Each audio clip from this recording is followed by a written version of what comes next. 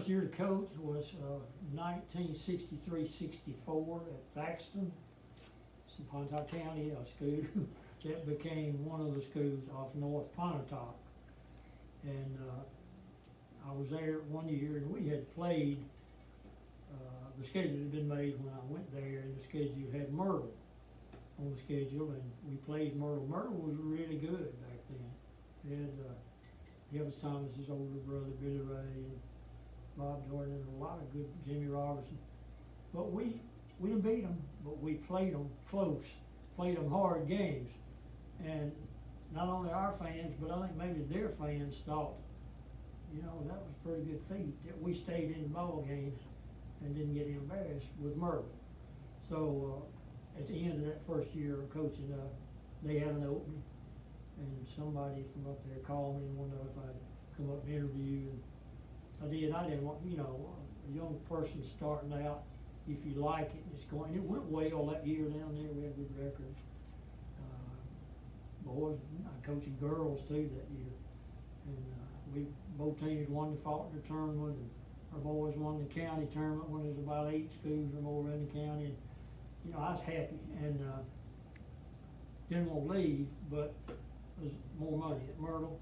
And back then, money, $600 more, and that was a lot of money back then.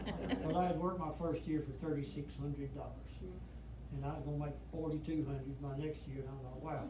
So I was at Myrtle for several years, and then New Albany, like at my first year at Myrtle, everybody had good teams in the county, and nobody thought New Albany was quite as good. And we held the county tournament at Myrtle in that new gym, opened it up in December, and guess who wins the county tournament? New Albany. And that was back when had tall, I believe his name was James Harmon, Jerry Harmon's brother, and Marion Stanford, and Danny Adair, that was such a good player. They were really good, but they were in a classification when the playoffs came that put them against big schools. I'm sure Tupelo and Corinth and people like that, Grenada, and so they didn't go to state, and several of the other teams, Myrtle included, we went to the state tournament, didn't win, but so that I got lucky when I got my first job, had a little bit of success in the second job. We some more success of the sort, enough that nobody said we need to fire him and get another coach. So you know, sort of on the way, and that's, you know, a lot of young coaches, if they can get a break like that, they're kind of on their way. Yeah. So that's and I worked at it. We played all summer long. And we probably had already quit summer practice when you played by July the 20th. We played a lot. You remember sometimes we'd go up there to Bill Tate, let's go up there to Tate Lake, and have a cookout for our last thing, and y'all would dive in there and swim. Yeah. Yes. But by the middle of July, they were all, the ones that played football were needing to get into football mode. So we played, back then you didn't have summer leagues like they do now. They can play games everywhere now. Back then we just all practiced in our own gym. And so hot, turn on them big fans on the floor and in the ball and go to it. We wouldn't have called it off because of a day like today, would we? No. We'd have gone. We're never here. No, it's last minute change. And even lift weights on top of it. Yeah, I know. I think that was a big thing for y'all. Yeah, Bunch of young, Yeah. fairly thin people. Yeah, I think yeah, that strong. helped y'all. So you started That's where I it. started. That was a long time ago. And I had some time off in there, you know, when I retired at Northeast. I think this is it. It's about, you know, I loved that. It was about to burn me out because I was coaching by myself, didn't have an assistant. So for 3 years, I didn't coach. Built a new house up in the country, and my daddy had been a builder, so I kind of knew how to do that.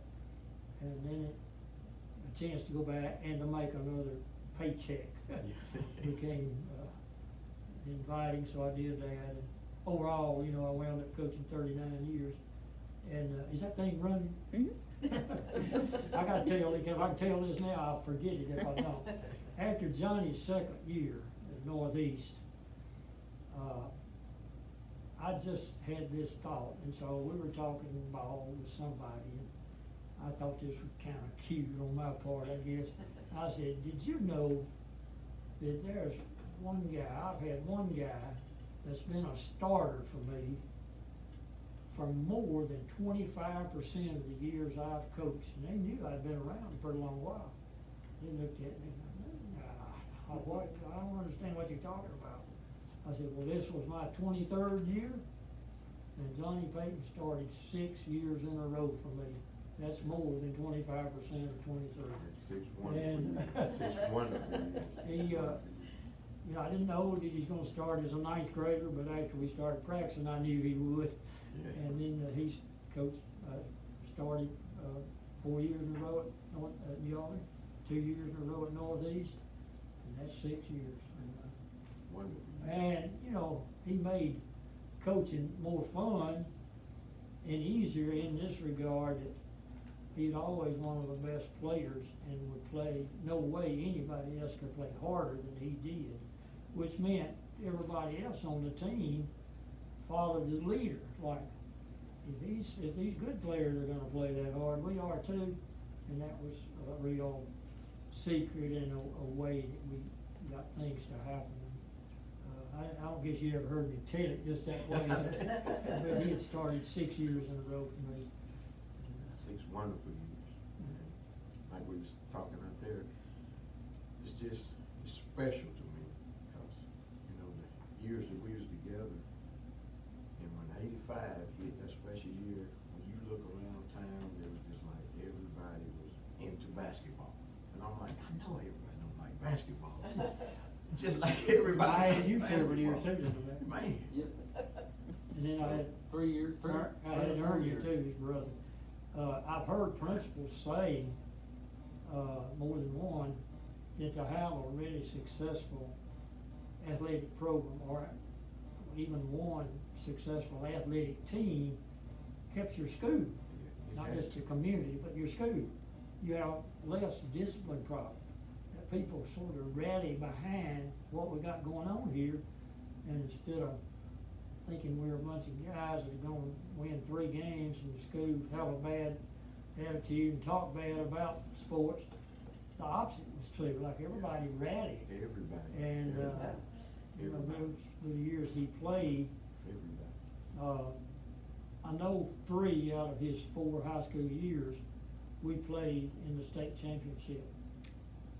1 year, I guess his 10th grade year, as 10th Mac grade, has yeah. said, we did for some reason, Yeah. I think Houston beat us. Yeah, I think did. so. That year, I think, you know, we came from state the 9th grade year, and some graduate, you know, we lost some that year, and, you know, we get in a new group, and sometimes when you don't get everybody on the same page, you know, your winning percentage drop off, I think, but our 11th grade year, we corrected that. And, We, you know, that year we didn't do it. If I could have done that over, I could have done better, we would have done it. No, I just. But it was, Yeah. every year was fun. We had a really Yeah. good team that Yeah, year. we had a great team. In 84? Yeah, Yeah, I just don't think we. no, 83. Oh, in 83? 83. Well, 84, you know, is when it started blooming, and I can remember Mississippi College, is that where we went and practiced? Cause We you know, did. you couldn't go to but there was a guy that worked in there. I don't know if I ever told any of y'all this. But he and I were talking, he come up and blah, blah, blah, basketball, and where y'all from? And you all been in. He said, what are y'all doing over here? I said, tournament, we can't go in the Coliseum, we have to go over here. This was our spot. We went all the way around to different schools, different teams. And he said, who do y'all play? And I said, was it Waynesboro? Southtown. No, it was Waynesboro. We did play Waynesboro, yeah. Waynesboro, that was the best. They had Randy Pettis. Randy Pettis and and Jimmy Smith. Jimmy Smith, and they both signed Division I. Yeah, Smith So signed when I with called Alabama. that out, he said, whoa, he said, do you realize who's out playing? He said, they're ranked like number 5 in the nation. I think Smith signed with Alabama, you know. Yeah. Pettis signed with DePaul. DePaul. Yeah. And he said, that's Jimmy Smith, that's Randy Pettis. And I said, well, that's Johnny Payton, that's Judge Griffin. And, you know, he kind of, well, you know, we'll find out. And after the game, that guy came and found me and shook my hands. He said, y'all win it all. And, you know, we lost in the finals, but. In '84. Mm-hmm. Who beat you? Oklahoma, right? Yeah. Yeah, and the next year we put them out. Put them out. Uh-huh. They was loaded that year though. They was, Well, we played them twice. The first time we played them, I think it was at Water Valley. That's right. And it was close, but we beat them, and, you know, coaches always shake hands and be respectable. And I wanted to holler, get them, coach, so bad I didn't know what to do. When the coach came by and they shook hands, he said, we'll see y'all again. Coach said, well, we'll be there. Yeah. That just wasn't like him, you know, but Yeah. you didn't talk about his guys. He Not took up for only 'em. that, we've had to battle in 2 years in high school, and they had well-known, renowned players. We're talking about Oklahoma County now. And Johnny had to go against them with his Northeast too. Brunt, Christopher. So we had a couple of their players gosh. moved up and played for Oklahoma Community College. So there's some guys we saw several years. They was talented. You know, they were undefeated up to the north half that year. And I didn't know this. Bob Robinson was telling me, we was talking on the phone, he said, John, I don't think I ever told you this. He said, before the game, the coaches, they were going back and forth bigger, and they said, well, we gonna shut Payton down. We ain't gonna let him score. And Bob said, so we said, Chester can score, you know. I think Chester had 20-something game, and Bob said, was the killing part, I looked up and you had like 28 or something. I'm like, you know, Coach Hill always talking with discipline though, you know, he just said, Johnny, be patient, you gonna get your shot, just be patient. And when you got a coach that's sharp as he is, it's, man, gosh. And you got cheerleaders like this cheering for you, just, you know. We were definitely into it. Oh, yes. And she was telling me that her dad, you know, tell her about your dad. My dad was a truck driver, and they followed us for years, you know, everywhere we went. But for the final game, he had to drive, I think he was up like 48 hours in order to make it to that championship game. But he wouldn't have missed it for the world. They still talk about it. So, The people turned out, they had been turning, the crowd had been turning out for several years.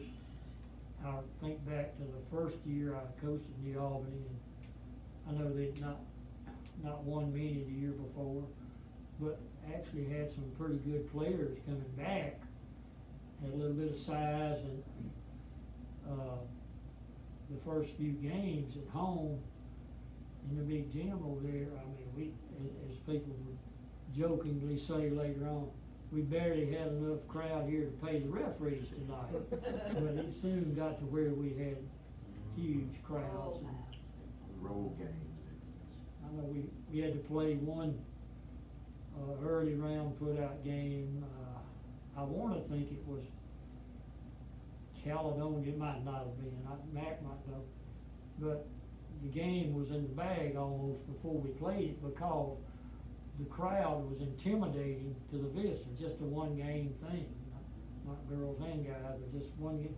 And people were in there 2 hours or more before the game and stomping the bleachers and the floor and cheering, and the young people and the old people alike. And by the time the other team got there and dressed and came up out of the steps there to look out on the court and saw this, looked around, and I think they probably thought, whoa, this is gonna be a little harder than we thought. And it was, and we played quick and aggressive and good, and just took care of business. Filled up a lot of other schools' gyms, Yeah. just to watch that Yeah. 85 team play. And I'll tell you a good story. I never will forget, we was practicing.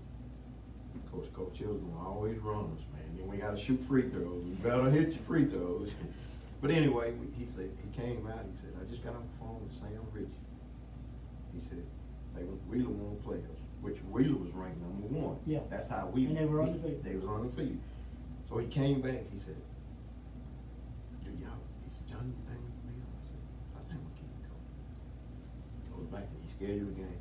But what I didn't like they wouldn't come to New Albany. That's right. They wouldn't come to New Albany, Mhm. you know, and they was ranked number one in the state of Mississippi, you know. So we goes over there and beat them, what, about 13? 13, I believe, 12 or 13. And that's what I was thinking, and I said, well, and I think Coach Abby, he said, you think we would beat them in New Albany? I said, oh, yeah, we probably would blow them out in New Albany. Which, cause you know, I thought we was plus 10 at home. That's just then, you know, you get lucky shots or whatever. Crowd keeps you going. Yeah. I remember the Wheeler game, cause we didn't even have a place to cheer. It was so crowded in Yes. there, we had to sit like right in front of the bleachers, Yes. you know, Yes. on a little spot. It was the old gym before they got that one they have now. It was a very big old gym. Mhm. And, I don't know what time we got there, 5, I guess, or something. And they told us the gym had been full for 2 hours before we got there. Yeah, they was turning people around. You couldn't even get in. And they had a good team. They did have a Oh, good yeah. And to good teams, we were a target. You know, you Yeah. had to beat New Albany to be whatever you wanted to be. You had to beat New Albany. Yeah. And that score you were talking about, a stat that I can remember, because I looked it up for that 30th anniversary, and, you know, I may be old age now, but I still talk trash with the best of them Yeah. when you start talking about the '85 team. We averaged 72 points a game offensively. On defense, we give up an average of 47 points a game. So before you stepped on the floor, you were losing by 25. Yeah, but According back- to the stats. Back then, on today's, I don't know how they do it on today's, but Coach Childers was so brilliant. When we practice, you go in the dressing room, we have a chart up there. You remember that, Coach? And you know, you get points for like taking a charge, rebounding or whatever, you know. And that's an incentive. When you go in there and look at that chart and you got zeros on there, I mean, you know, and that's what helps us, I think, with Wheeler Green. I said they come in early. At the second or third quarter, I said, well, they just an offensive team. We was a defensive team. So if they miss, And they weren't used to it. Yeah, they weren't used to that. They weren't used to it, and they couldn't run with it. We could run with the best of them.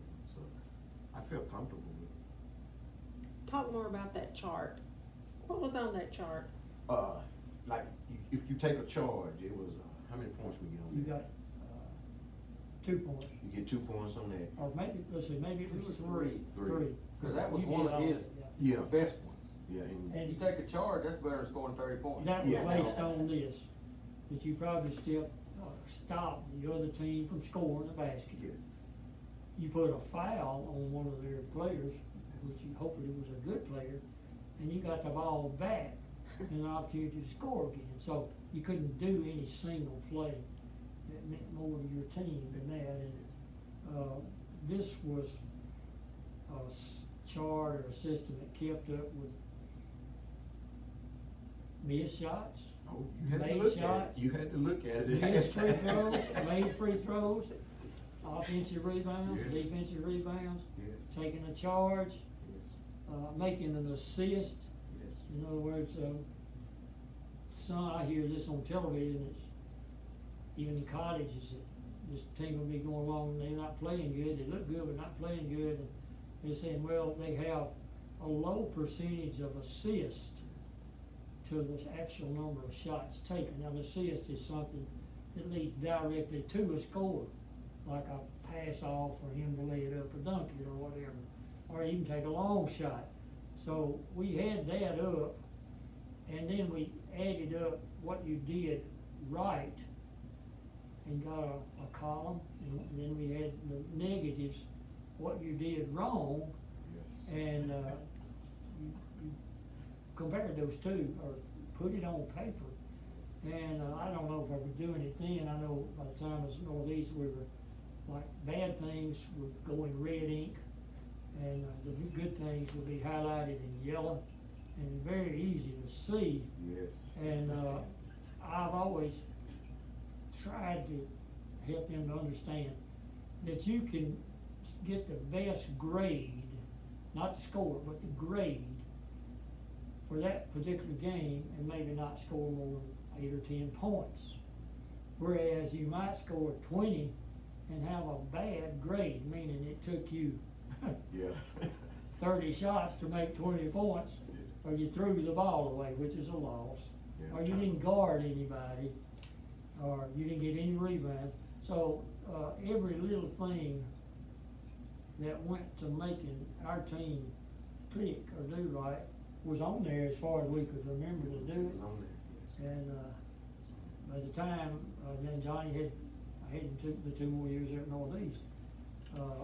Up there, we had the same system, maybe refined a little more, and it took, usually 3 pages.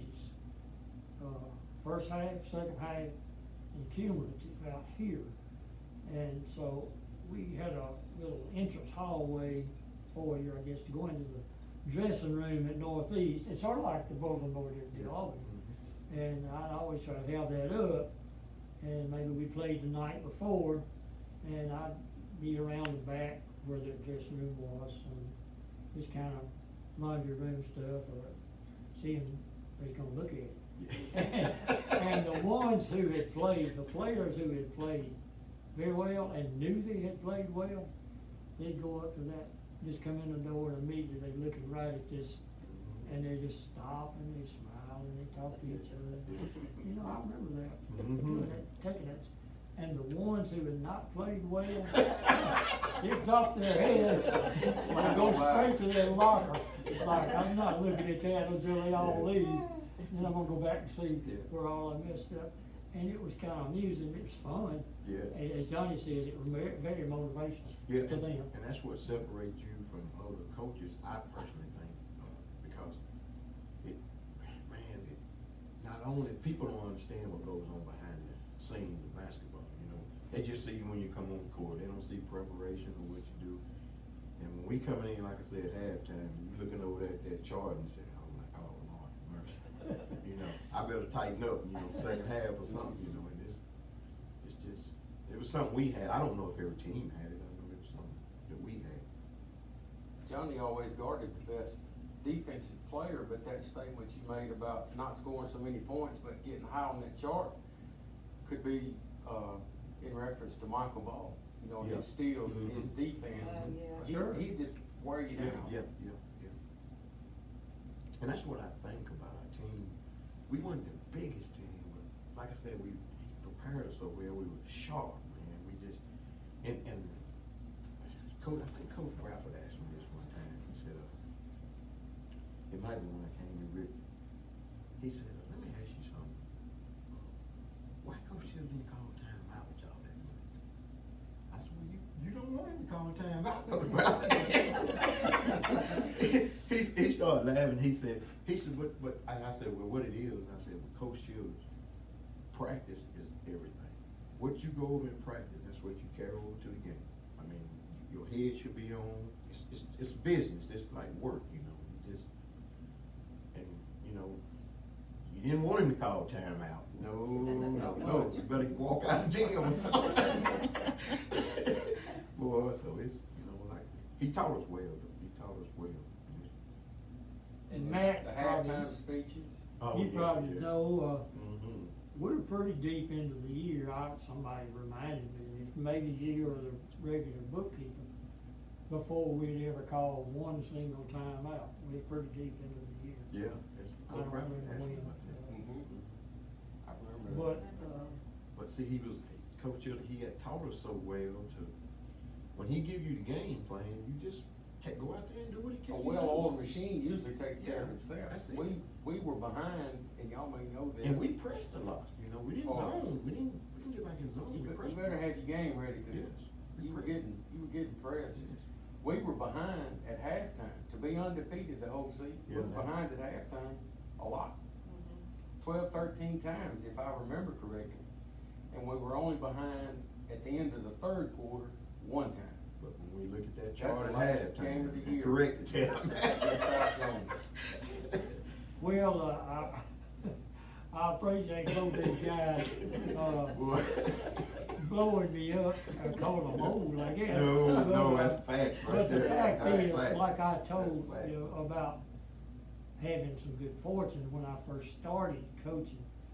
And I certainly did not have kids that were as quick or that had the ability to do the kind of game that I could foresee, I guess, envision, like being aggressive, full court.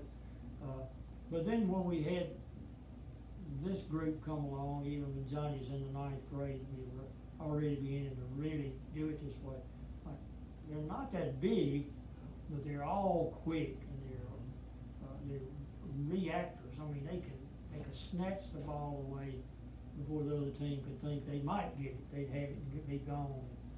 And nobody on the other team much got easy shots, very No. few. And then when we had the ball, we always looked to move it at a faster rate of speed. In other words, he called it TV, and later on he got called, they're good in transition, meaning we go from getting the ball to trying to score with it quickly.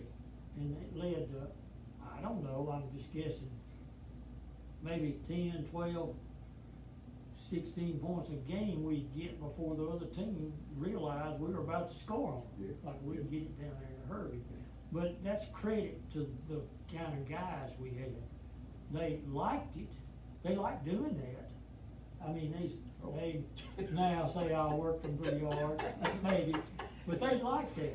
I mean, that was fun Oh, too. yeah. That's High where rate of those weights speed, fell in. being aggressive, it just, and I got lucky again in that I had some players that, fit something that suited me.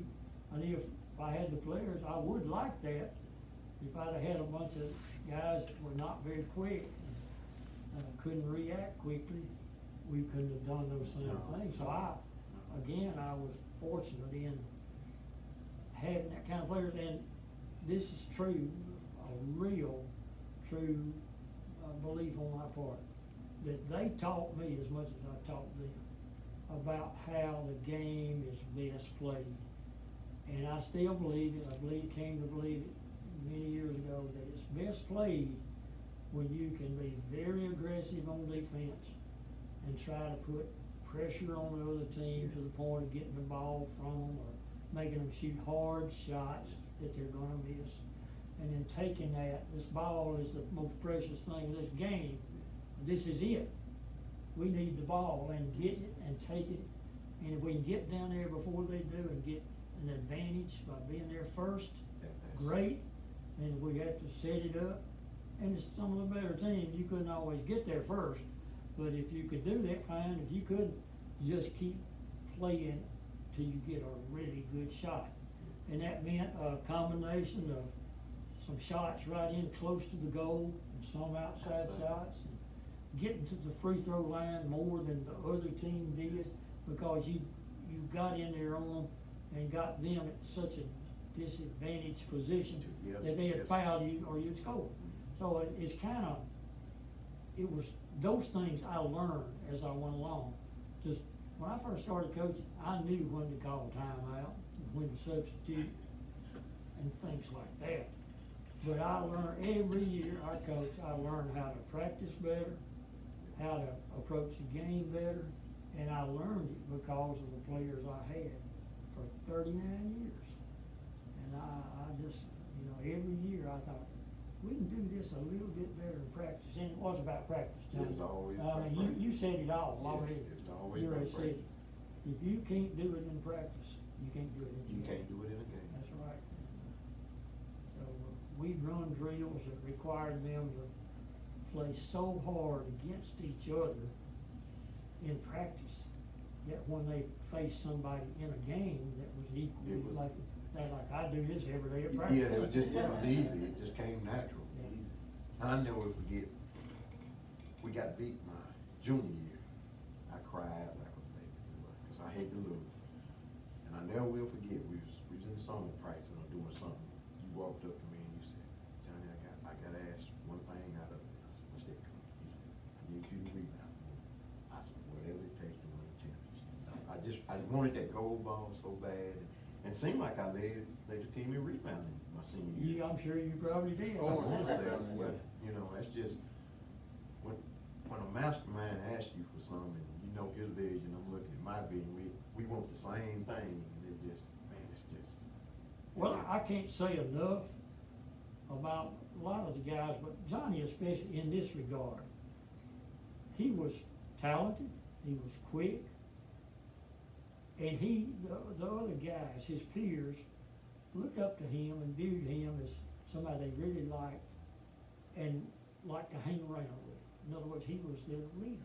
Yet, he was one of the, I don't know how he was with them when I was not around, but he was one of the quietest guys. I mean, he was not a, you know, you think sometimes your best players don't always be rah, rah, rah, not Johnny, I mean, he didn't do that. But he may have done it quietly, he may have passed them by Well, I and did used his the other teeth day. and got it. But they thought if he did it, it was right. And I'll say that, I said it when you weren't around, and I'll say it now that you are around. It was such a joy to have somebody that would take these guys he'd grown up with and played over at Shady Dale with and everywhere, and just one of his little boys coming up and they let follow him around. And he didn't know he was their leader, but they did. And when you got on the basketball court, how hard he would play is unbelievable, and they would too. Yes. And, From junior high up. yeah, I mean, Well, my parents still talk about that our group of boys, they were just all good guys, and they didn't act ugly, they didn't play dirty, they, you know, always were respectable, and that, you don't see that much anymore. No, And, that makes the people proud, you know. yes. in that regard, I don't recall that during that whole year that any teacher or administrator had to come to me and say, you need to straighten out somebody, so-and-so. I remember one time in practice, I had to straighten one person out by threatening to put him up in bleachers or something. But other than that, I don't remember any other Yeah. episodes of, I don't think they caused any problem at school. They were good in with their teachers, they were courteous. They loved what they had going in basketball. I don't think they would have taken a chance on messing that up. No, we wouldn't, no. And we go back to when we were saying that, you know, we could run fast break with the ball, we was quick and stuff. I never would forget when we went to North Pontotoc. You know, I gotta talk about North Pontotoc. It was a guy named David Hilliard, Coach Childers knew him. You know him. Yeah. So when we get off the bus, we was on 15, so many people there, I think Coach Merritt had to get off and let us, you know, guide us in anyway. We goes in, I hear this, David Hilliard so loud, you know, Little Frank, that was wife, there you go, he was talking about me, and he said, we gonna get y'all tonight. So I said, I'll be right back. I put my bag up, I came over there, and he said, I think we gonna get y'all. I said, David, you really do? I said, I tell you what, Dave, if y'all try to run with us, we gonna run y'all out of this gym. Y'all best chance is to hold the ball on. Oh, no, we can run with y'all. Lord have mercy. Lord have mercy. But you know, we had beat, didn't we put Hickory Flat out that year? Yeah. And they had, tables, I think. Fire, Yeah. And Chris Nixon was young, but he was a horse too. We played them at North Pontotoc. Yeah, That was- in that tournament. Tournament. They were just gonna guard you and, I don't know, one other, and, some of our other guys that didn't score much, kinda got that look on their face. Yeah, like, yeah. "Coach, Yeah. can't get the Wide ball open." to him, what are we Yeah. gonna do now?" Yes, I said, "You're yeah. gonna shoot the Shoot the ball when ball. you're open." Shoot the ball. And somebody, I don't know, it was Michael Ball or Chris, or somebody stepped up Yeah, and they had a started good knocking game. them in. Had a good I game. think it was Chris from the top, Yeah. because that was his favorite shot. Yeah. Now, was From that the dog not his head. only year to play? Yeah, that his was Chris' senior only year? Yeah. That's what I thought, and then started, and we had lots of good players. Actually, he'd been in the program before, but then he was out. and Okay. we had a Cause he led in assists. off-season thing, and then he came back, played really well. Oh, he sure did. Well, that was that part of getting on board with what we was doing, you know. Yeah. Like I say, when you get a bunch of guys together, it's hard to get everybody on the same page. And that's what I credit you for, cause you know, if they wanna listen to me, they know they wanna come to you with it, so, you know. Well, I just thought of this, and it's not what we're talking about, but I forget it, but we basically played 8 guys that undefeated year, and Chris Basil, Yes. Arthur Lipsy, and Bob Robinson. And in that championship ball game, against the team that everybody thought was gonna beat us, we had, those three guys had to contribute mightily. Oh, they won it for us, And I mean, they My man. really stepped up Yeah. and, you know, how good is that? That's sort of like, I may be overly carried away with that game, but that's sort of like Hoosiers. Yeah. This team's not supposed to do this, but they did it anyway. The movie Hoosiers, you know, and we had guys, not just the 5, but the 8 guys really contributed. Cause I think me, Chester, we fouled Fouled out. out. Did David Foot foul out? Somebody else fouled out. It was I 3 didn't of us. think David fouled out. I thought it was 3 of us fouled out. I think 3 did, but I don't remember which 3. Cause I remember Bob, I had put a towel over my head, you know, I was scared and mad at the same time, but Bob came over there and he said, "What we gonna do?" I said, "You gonna do what you do every day." I said, "You guard your best player every day, Bob. Go out there and do what you're supposed to do, man." And that's why I just made that comment. They won it for us, you know. Didn't Michael hit the last free throws? We got a couple of bad calls too, I think, though. But, you know, I don't like saying I that. don't remember everything about anything, but I remember that those 3 guys certainly were as important to us winning there as Yes, anybody yes. else that had been in the game. You know, Chris Bowser he got offensive rebounds. Rebounds. He got 2 or 3 defensive rebounds. I do remember, are we talking too long, going too long? I do remember this, and I think maybe I mentioned this to you once when, this has been mentioned. This particular team, the best I remember, we were picked number 1 in the month of December by the Clarion Ledger. But we had not been up to that point, but we were playing good, and as the games wore on, I think the more interest and everything it generated among people, sports writers and people who keep up with it. So somewhere in December, we were voted number 1 by the Clarion Ledger, not just the Journal, but the Clarion Ledger. And I probably put the clipping on the board, but I do not recall making a big deal, and because I was afraid to. Yeah.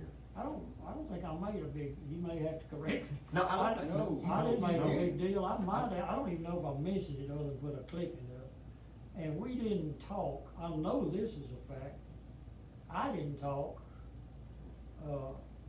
day to day, week to week, anytime about, well, we're undefeated, we No. gotta somehow keep this upset from happening tonight. I mean, we didn't do that. No. Because realistically, I thought it was not doable for a team in that era to go undefeated. Yeah. I wouldn't have told our guys that, because I thought we can win every game 1 at a time. Let's just see how this thing plays out. And so even as we got in the playoffs, I've heard of teams that will be undefeated or really good up until tournaments. Yeah. And maybe in the first or second round of tournaments, something happens and they're out. Yeah. And I don't think we ever said it that way to these guys. We talked to them about how you're gonna guard these opponents and what we're gonna do, game plan, We just stuck to it. and just, I don't take credit for that being anything great other than, I would have been afraid, really afraid, just started talking to them about, let's go undefeated. Yeah, I mean, honestly, I would have been afraid to do that. So I didn't. And, game by game, and, Matt, we were behind 1 game in the playoffs, at South Water Jones. Valley. South Jones. Well, yeah, but we're not behind 1 game at Water Valley or not. At the end of third quarter? Yeah. No, so- just that last game of the year. And I just, I thought Amory I thought Amory played us a hard game. They did, You but know, we we- beat them. Yeah, but it was a That close. big guy, Yeah, big Mark guy. Mark Wilson. Mark Wilson. He was about, what, 6'7"? Yeah. But you're correct on that, not making a big deal, because I can personally remember being in the office when we were number 1, and I said something about it, and he said, I don't pay much attention to that. So I knew then, don't bring it up no more. And another story, he talking about being scared and not doing things about what people write. The first 4 games of the season, our senior year, you dunked one every game. Everybody loves seeing somebody dunk basketball. They just love it, you know. I still do. But in high school, it's not a every game thing, but he did 4 games in a row, and whoever wrote the article in the Gazette put Union County Skywalkers. You remember that? He got the whole team in the bleachers the next day and just started on this side and went to this side. Oh, yeah. He didn't want to hear it no more. No, no. You know, it just, I do remember this about dunk. Johnny was in the 9th grade, and we always played our division or district tournament at Northeast on their court, and we were playing Coach Cabinet's name, you remember Yeah, that? Alcorn Central. And it's a hard game. Gerald Cabinet's was the most legendary coach that had ever come through Northeast Mississippi.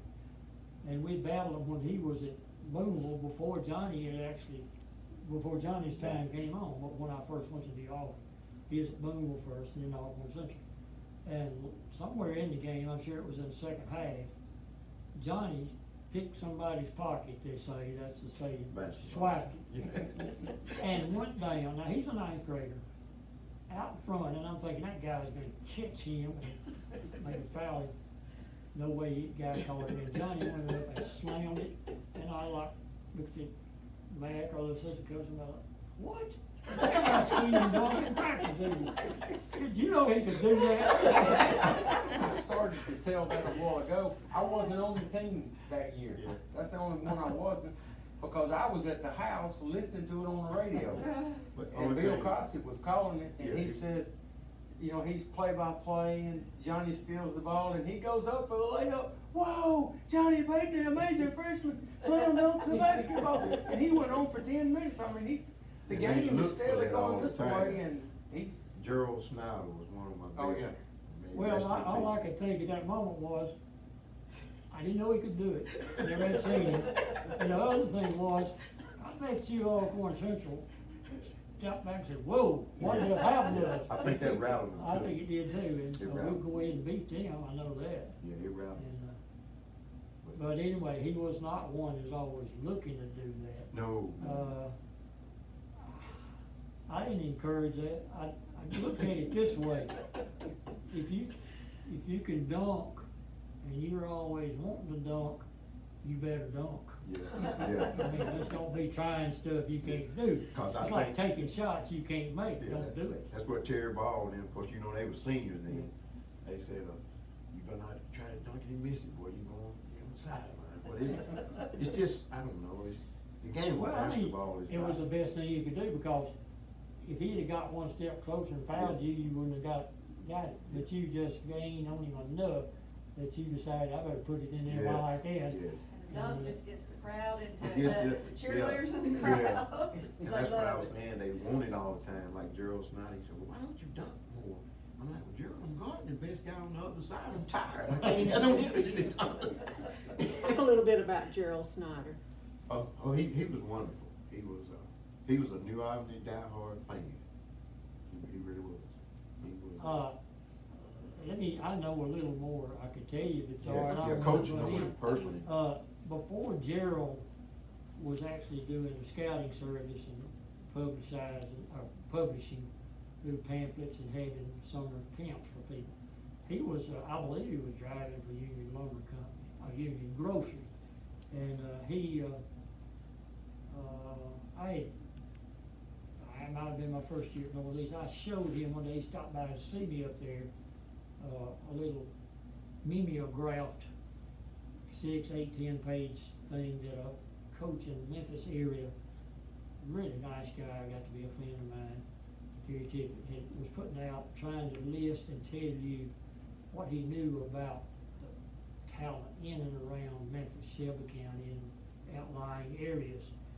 And in fact, I wound up getting a recruiter to off of that tip.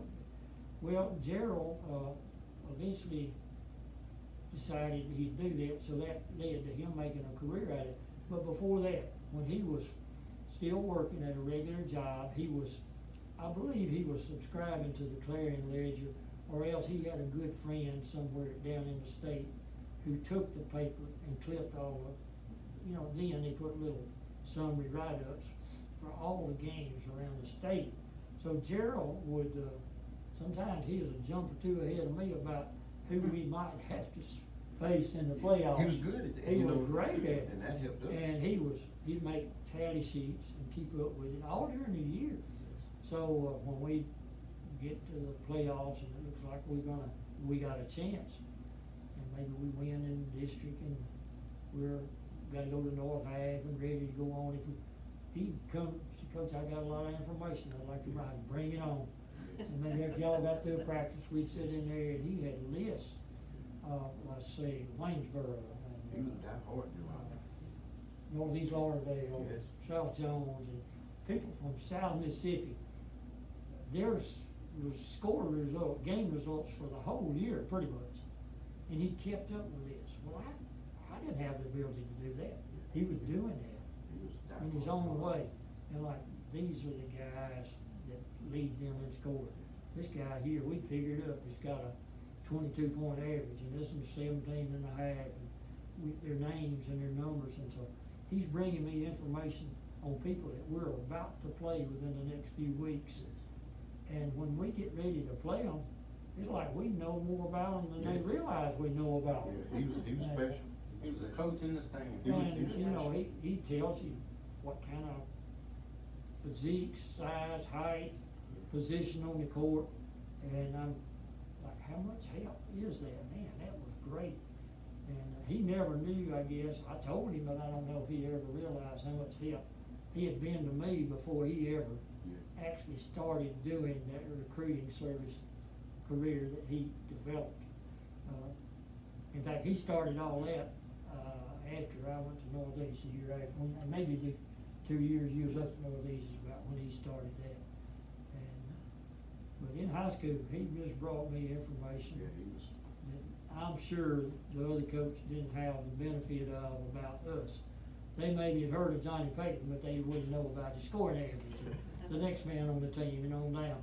But we knew things like that, so he was a big help. Yeah, he was. And, I've heard that, he had about 400 universities and colleges that I'm sure he had a lot. Yeah. He kinda got a little put out with me at Northeast. At the time, he was gonna sell this, and it was not a whole lot. I think I had to, through the school, had to pay $100 to the man in the Memphis area. But at that time, at Northeast, we had something like, it varied. By the time I was up there, it changed from you could have 3 out-of-state players, or sometimes as many as 5. But in the state of Mississippi, we only had 5 counties we could recruit. And that's Union, Temple, and Alcorn, and Tishomingo, and Prentice. We could not get another Mississippi player. And he was doing the whole state. And I said, Gerald, I know all these schools in this 5-county area. And my athletic director would frown on me spending money on a publication for the rest of the state when I cannot even recruit those. Now, for a number of years, the community colleges can recruit all over the state of Mississippi. And they do. You might go to Northeast and see as many people from South Mississippi as you do from Northern Mississippi. But back then, we couldn't. And I really appreciated him, what he was doing, but I just told him, and I certainly wasn't tried not to hurt his feelings, but I explained it to him. I think he understood it. Coach Ward, our AD, would not have wanted me to spend any money on information about players that I couldn't even talk to. So that was Gerald later on, and what he was doing about me being at Northeast.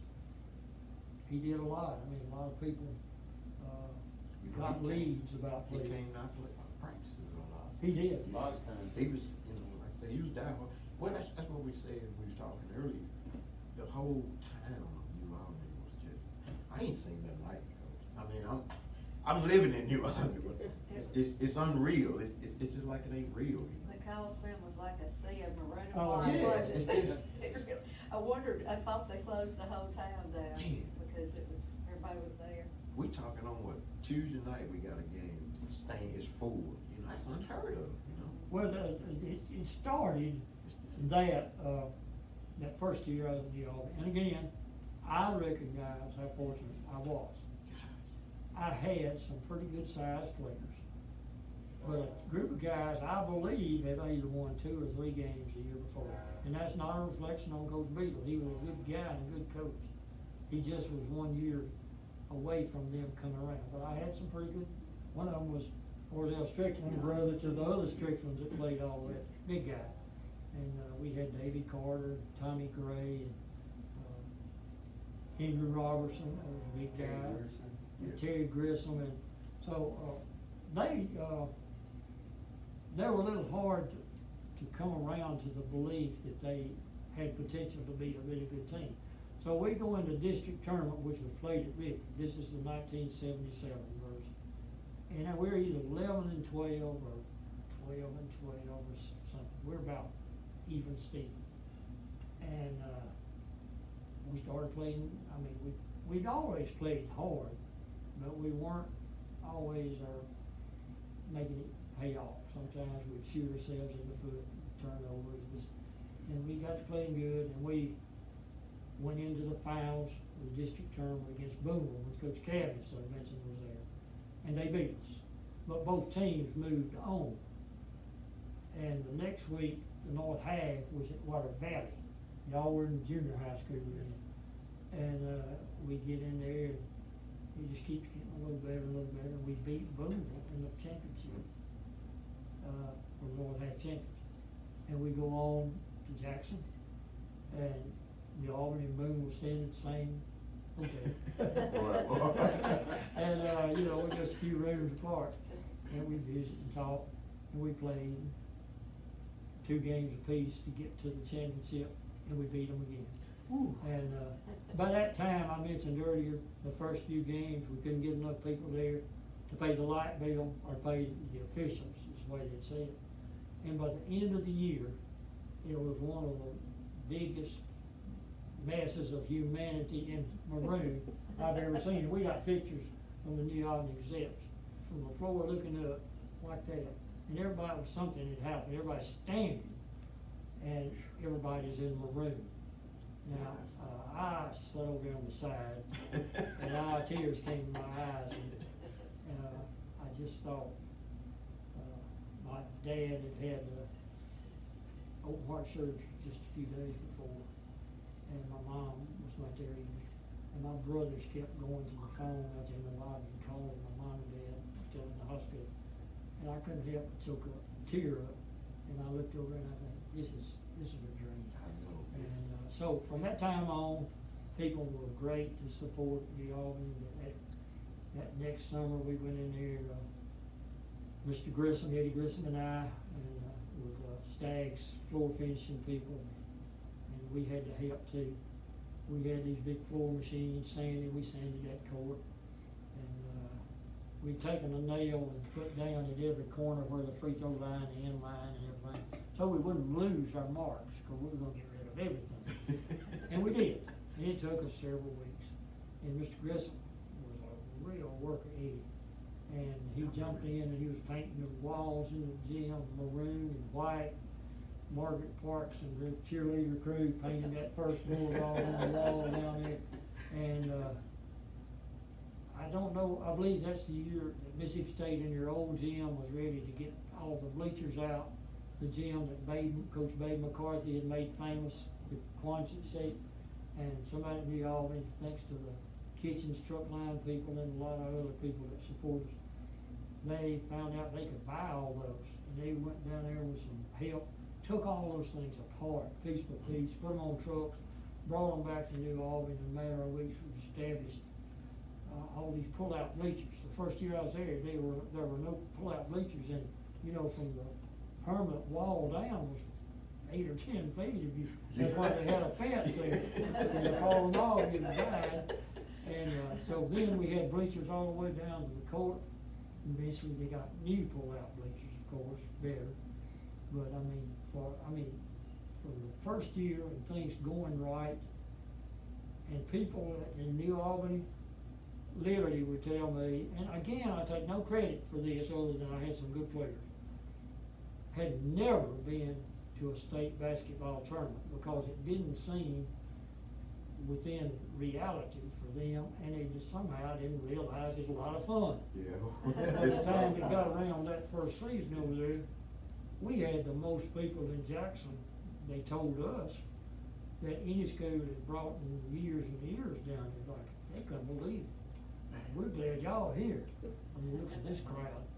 And from then on, it was a little easier, you know, the crowd would show up. Yeah, By the time we got these guys up to be seniors, and we had good years in between there again. In '79, we were back in state tournament, in '81 and '83, or maybe it was '82, and '84 and '85, maybe that's what it was, I did it back. '83 was not, '82, '84, '85. And everybody was, you know how fans get, and I love them for it, but if they were somebody else's fans, I'd be a little nipped at them. You know, they get sort of smarty about it, and Yeah, oh, yeah. they get arrogant, and Oh, they yeah. don't mean anything by it, other than it's just the way fans are everywhere. And, if you got a good team in any sport, anywhere, the fans are gonna kinda get cocky, and they're proud, they're happy, they're proud of their young people, that's what it is. So they were in the Albany too. What a good run that was, how much fun. And that's what makes it so special, you know. I don't like to give myself, I learned from you, I guess, I don't like to give myself credit. I just like, when you look over in the L side, and you ain't got many losses over there, man, that's what's special to me. Self-explanatory, you know, it's just, that's a team effort to me, you know. I can get all the individual awards, but gosh, winning that gold ball is just, man. I can remember in school, Coach Wilbank saying, when we were going, that somebody, when everybody left town, that somebody was gonna have to make sure all the lights were out. Yeah, that got to be a saying. We just, that's something special. Well, we weren't the only team over the generations that has done that. Not many, just very few. And, it's not bigger than life, but it was big enough to have fun doing it. Yeah. But nobody would have thought that we're actually gonna go undefeated. No. There had been, ever since, before and since, there's only been a few. I don't know if say 5 or 6, I'm talking about girls and guys. No boys team since. No. And, there's been very few that ever do that. And you don't set out, at least for me, I don't think we set out to say we're gonna go undefeated. No, Because we didn't. think about the pressure that Yeah. put on you as a coach and the guys. Yes, we did. If you keep talking about that, how much pressure they be putting on you. So my point, or feeling, was two things. I would've been afraid to think that. Another part is, I certainly don't want to make their job harder. Yes. These guys, I just want them to play to the best of their ability. And if we lose one, okay. If we lose two, okay, but we wanna be able to be in there at the end of the season, to advance in the playoffs. That's what we used to always say. And to give ourselves a chance to go to this big house, the state tournament, That was and it. play down there and see what happens. That was That's it. kinda the way we That's looked at it. That was it. The year before kinda helped on that. Yeah. Not talking about that undefeated, Yeah. because we were what, 20-0? Yeah. When we got beat in '84. Yeah, that's when, Cajon beat us. And like I said, that was a dry taste in my mouth. I couldn't get over it. You know, anytime you lose, you got a heart like me, you know, and I know you got to lose. My wife, she tells me now, Johnny, you gotta lose. I understand that, but coming from an athlete, I don't wanna hear that, you know? But when they beat us, I got with Bob and Chester, Michael Ball, and I think, Coach, I think that's when we hit the weights real hard. We were just outmatched against, come home with it, you know, people don't realize, come home was loaded, Coach. Yeah, they were. When I found myself guarding, They had a we lot of call a talent. timeout, and Coach said, get on this one will get hot over here. When you going all around home, like, man, with this Yeah, team, no, so you get one stop and another. yeah, that's what I'm saying, and I'm like, Marvin and Chris, you couldn't. what they was so, Christopher Brunt was, man. Exactly. And Right. Pollard was too, you know, the number Pollard, 10, he yeah. could shoot, and then they had two big horses down low, you know. He mentioned this just in passing, but, there in the New Albany gym, which was, in my estimation, the biggest dream of something special when they started. And I believe that thing got a plaque on it, says 1952. It goes way, way back. I mean, I think they originally planned to have a swimming pool in it. But anyway, where it's built in that bank on that south end, or the end next to the school, there was 2 sets of double doors. But when you opened them up, you know, the court was put in, raised up off of the actual ground under there about so, on piers. And, I never went under it, but I could look down, open those doors up. And so there's, for years, we'd mop the court. And we'd throw those doors open, and we'd go hold the mop over that Calvin to shake all the mop off. Right there, it's a great place. You didn't even have to clean up, just go shake them off, and down in there, and shut the doors. So we got an idea that, to do this, the double doors that were on the west side, or the side was where the visitors usually sat, but down on the court. And we got the maintenance crew at school, and they probably got some more people, and they went in there, and where those doors throw open, and you could see back, pretty long ways to where the bank went up underneath the cafeteria. You know, like, there's a big old area here. So they put piers in there, concrete and piers and beams, and floored that. And then, on top of that floor, like building a house, they built walls. 2x4 stud walls, and went up and built walls. And then put a top in it. And we got a limited amount of weight lifting stations. Bench press, and squat rack is called, where you actually wind up with it on your shoulders. And I've always worried that we're gonna ruin somebody's back for their whole life, but you know, you pad that bar a little bit to keep it from being so painful right there.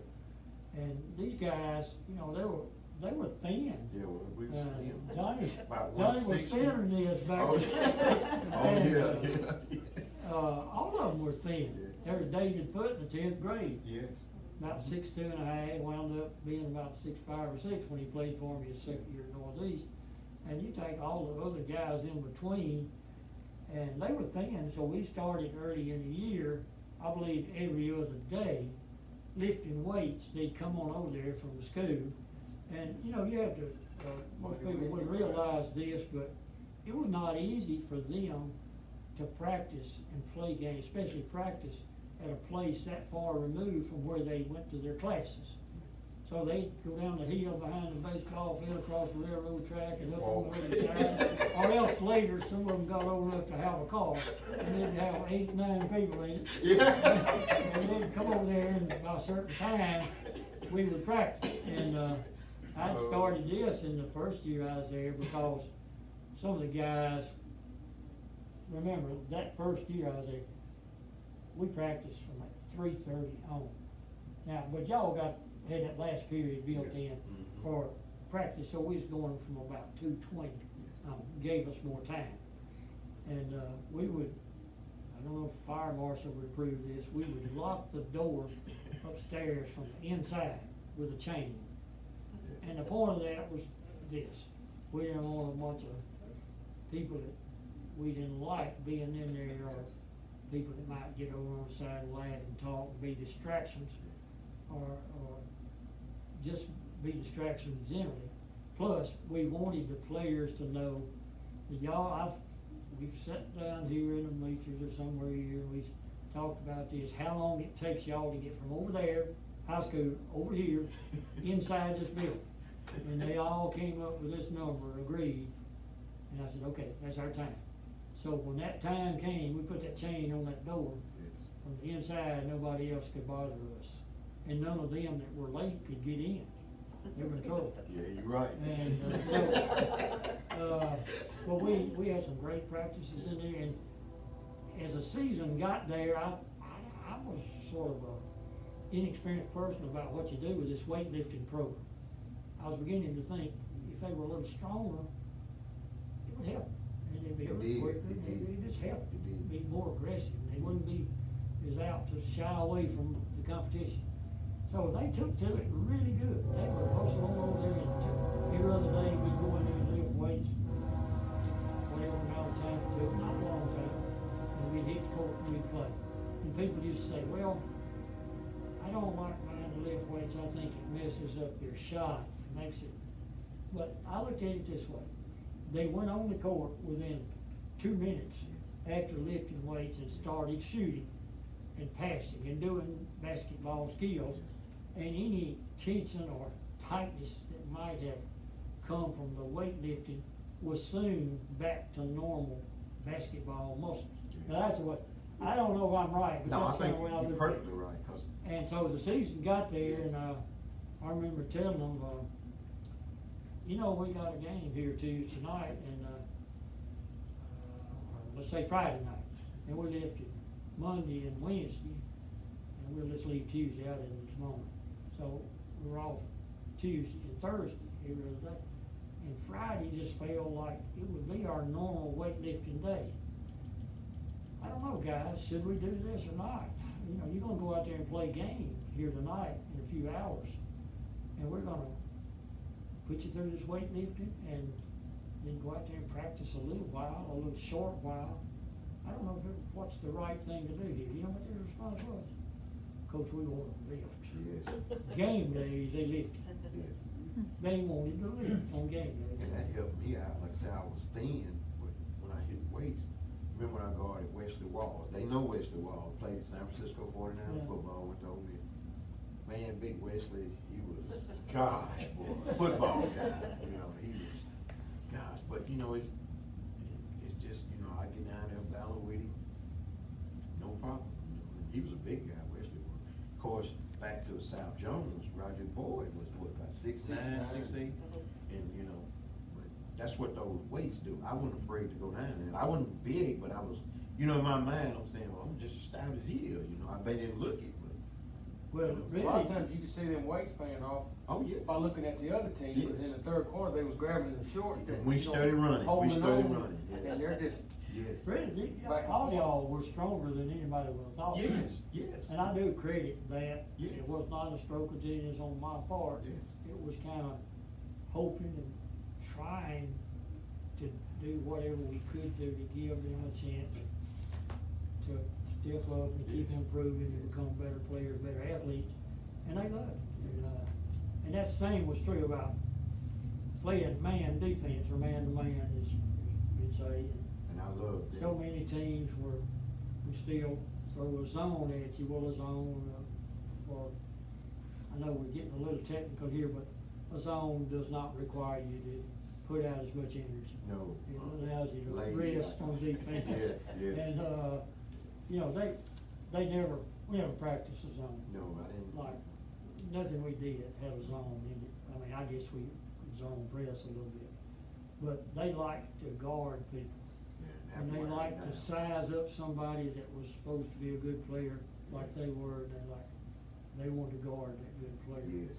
And it gave them a chance to use quickness and agility, good ball handling skills if they got the ball away to run it to the other end. And so it became the way they wanted to play.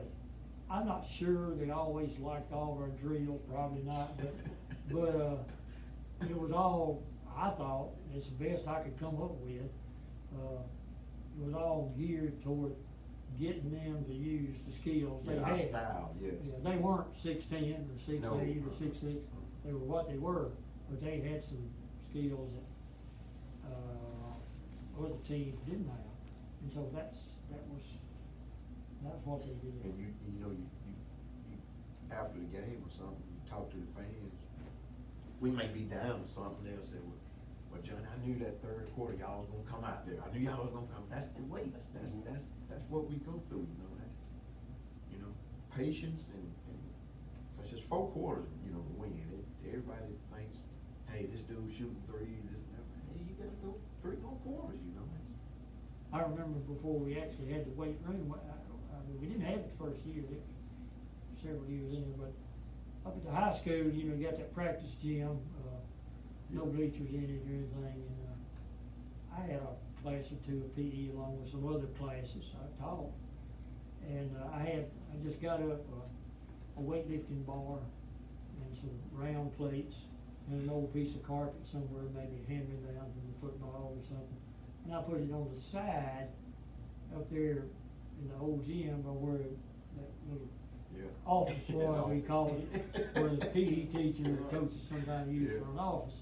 And I'd encourage them to come, even before Johnny, some older than him, to come in there during the day when he could, and do some limited number of working out with these weights, very limited weights and very limited, to my knowledge, and knowing what to help them do.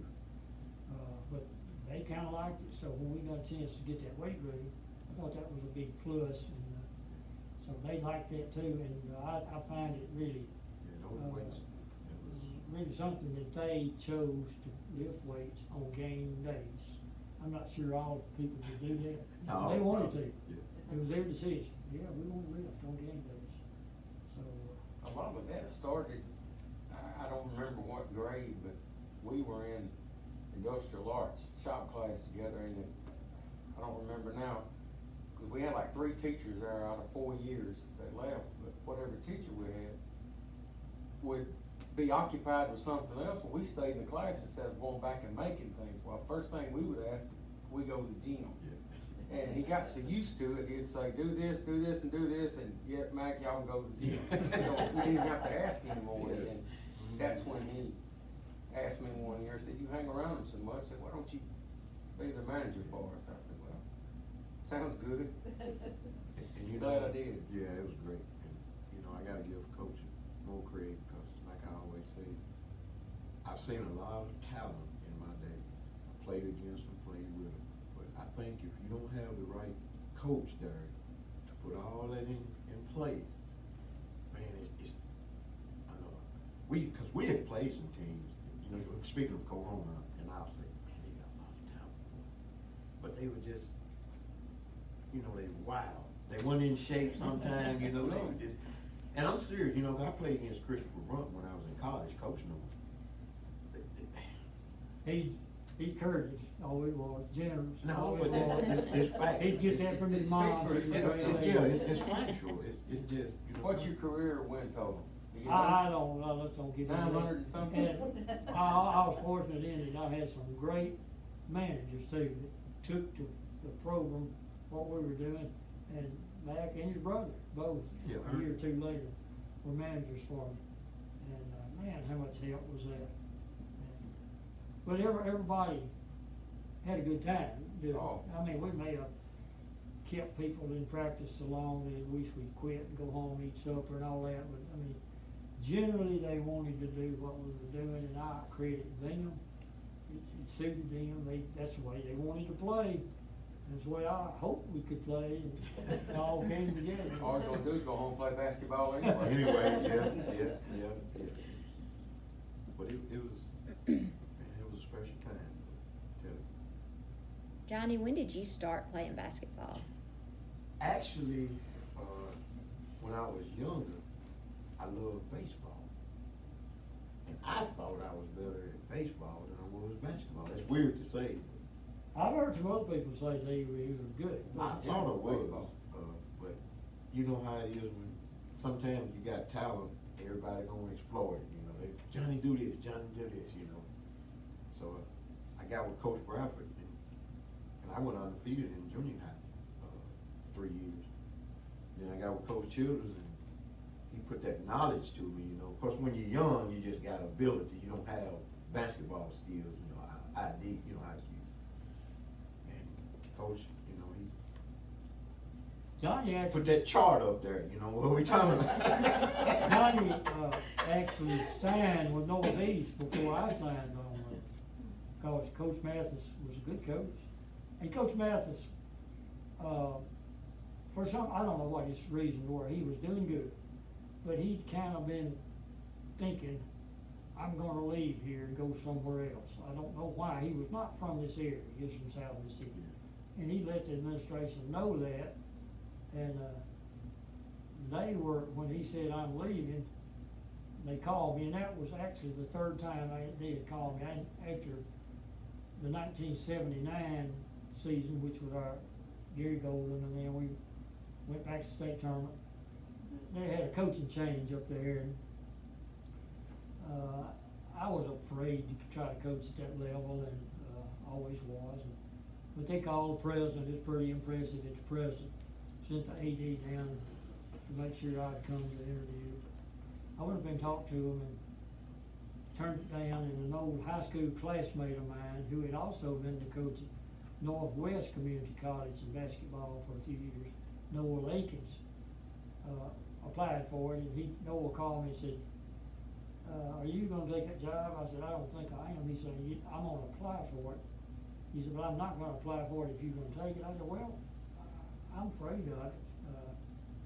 You know, that's might be over my head, so they hired him for a couple of years. He's a good guy and a good coach, but his wife was a home economist for state, and she had received a job in Lafayette County, and it was gonna keep them separated from Boonville to Oxford. And after about 2 years, he had a little heart trouble. He said, I've got to give it up. He's coached there 2 years. So they called me and said, what about talking to you? I said, I'm not interested. And they hired Coach Mathis, and he was there for several years. And Coach Mathis was a good coach. And he had signed Johnny, and he had signed this kid from, this guy from Russellville, Alabama, Wayne Sears, Kango, everybody finally called.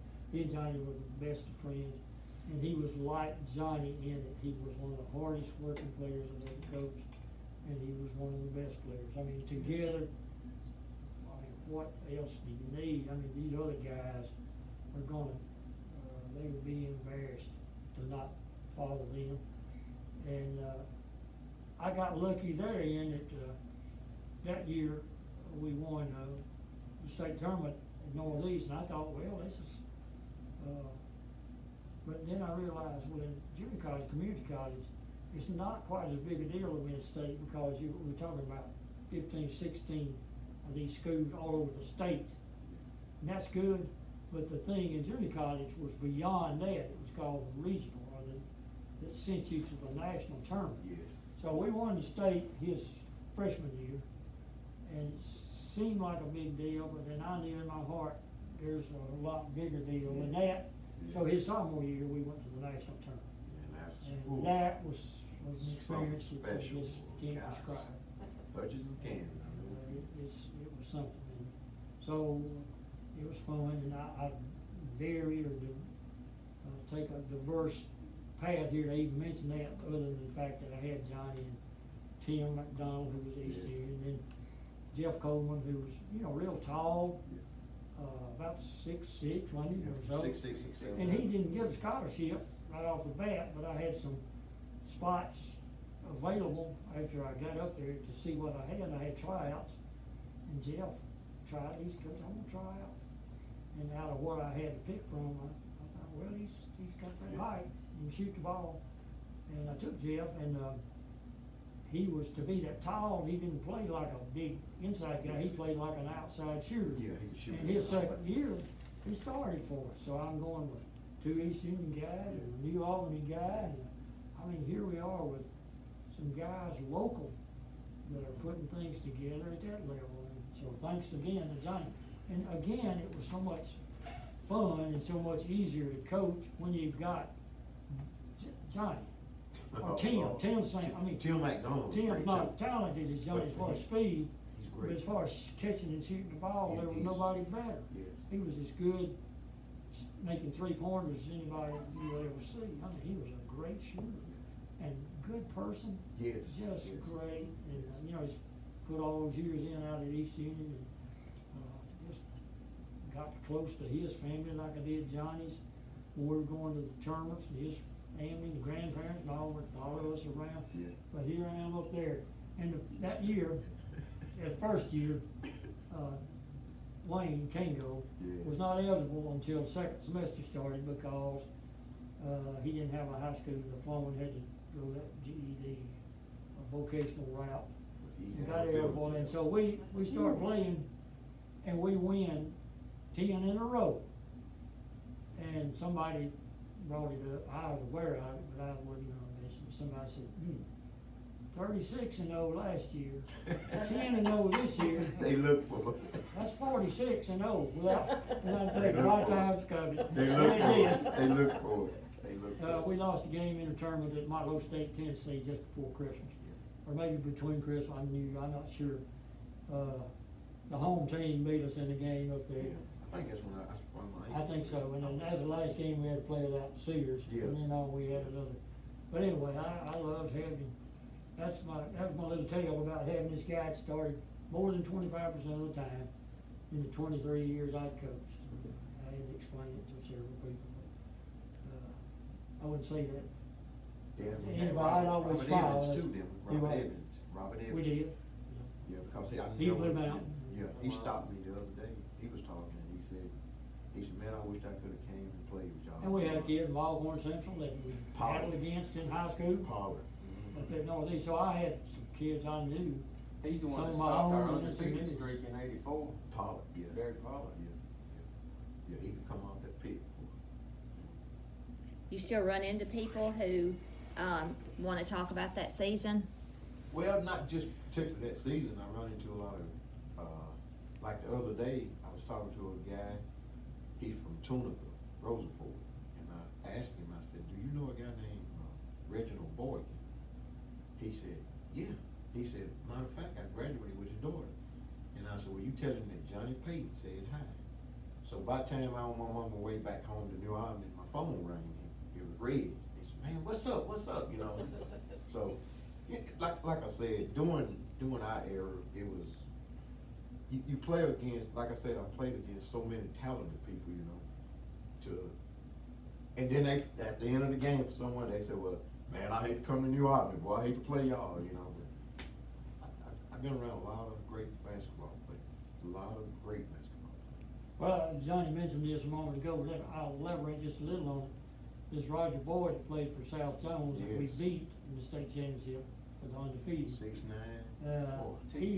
He signed with Mississippi Southern Miss, but, grade-wise or something, he, I guess after one semester, he wound up going to Bethel, which is a university that's NAIA, you know, Yeah.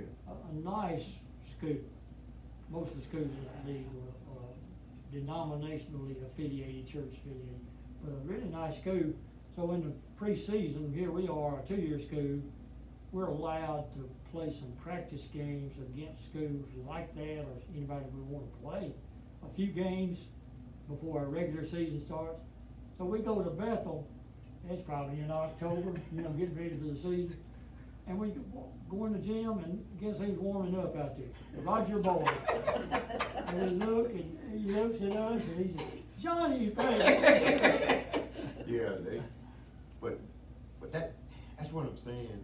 I didn't realize it, but we put a lot of fear in people. 'Cause I'm telling you, they did not want to come to New Orleans. They, well, I hate where we gotta go through New Orleans. We gotta go through New Orleans. And I don't compare us with nobody. That's not my style. But you know, as you get older, you look. Sometimes you may get a chance to go to a game or something. But when you look at like Newside or somebody like that come in New Orleans and steal a game, I'm like, that wouldn't happen during our time. You know, it's just different eras though. It's different eras. We was always taught to protect New Orleans, you know. Well, it was so much fun. It was fun, to my good fortune, because I had good young guys, kids we fondly call them, young teenagers, who really would work hard and they had certain skills that, we figured out how to use those skills to the best. And they just bought in, and crowds, the support, you know, we were not an extravagant program as far as spending on it and things like that, but we got new uniforms when we needed them, and they bought our game shoes, and they fed us from time to time, and we had a great booster club and feed us those other times, and you know, it's just so much fun to have them. You know, and everybody was kind of excited about it, and if I'd have somehow let this bunch here get beat in a district or north half tournament, I'd have gotten fired, and then folks wouldn't holler at me across Walmart and say, "Hey, Coach Childers, hey, you remember?" I said, "Yeah, I remember." Yeah. I got a call from Coach Hazel about 3 months ago. He's over some kind of little program over there, something to do with the inmates or something. So he was saying some guy had told me, said, "Coach Hazel said call him." I said, "Hazel?" He said, "Yeah, Coach Roy Hazel." He said, "Here goes his number." Because, you know, I'm old fashioned. I don't really like to talk on the phone that much or dial numbers back. But anyway, I called him and I said, "Hey, what's going on, Coach?" He said, "Hey, Payton, what's going on?" This and that. And he said, "You remember my Lloyd Ware?" I said, "Yeah." He said, "He been asking about you." I said, "Okay." So my Lloyd Ware, he was that point guard for Aberdeen. Yeah. You know, I think Aberdeen beat us that year. They did beat us. Not that last year, but one year. Yeah, that my 84. 84. That was that. Back were to back, good. them and Oxford. Yeah, and they had another big guy. What is his name? I remember it. Johnson, Oliver Johnson. I think it was his name, Oliver Johnson. And I had to hear from Coach Hazel in a long time. So that's, you know, you feel proud when people go back and want to see you, talk to you, this and that, you know. But like I say, I'm just a shy person, homeboy. I don't like to get out of that. I love to talk basketball. We had a great senior class too. Oh, the whole I class? talked to, whole class? Dale Hendricks here a few months ago, Uh-huh. and he always asked about the town, he asked about the basketball Yeah. team. "Well, are they like that 85 team?" I said, "No, they're not like that 85. He said, "There ain't gonna be another 36 and 0, you know." So our class was, our whole school, but our class, you know, We were really, that's the greatest yeah, one really that's ever tight. come We was, through. we was tired. Yeah. It's like Reagan, he stopped me. He's city attorney now, Reagan Russell.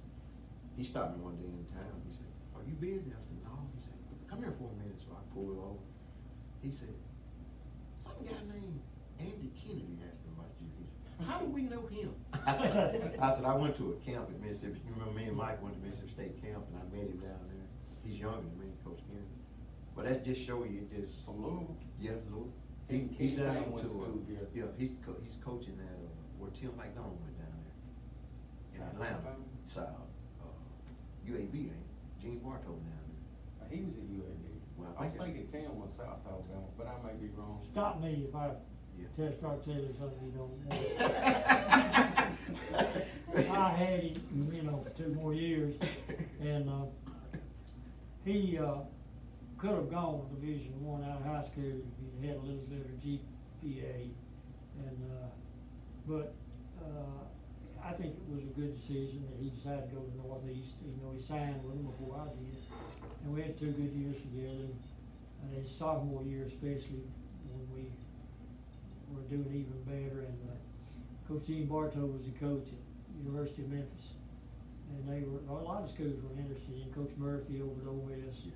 And I remember one day somebody from Memphis State, we called, and I don't know, could Coach Bartow fly in a helicopter that day and watch us practice? I'm thinking, yeah.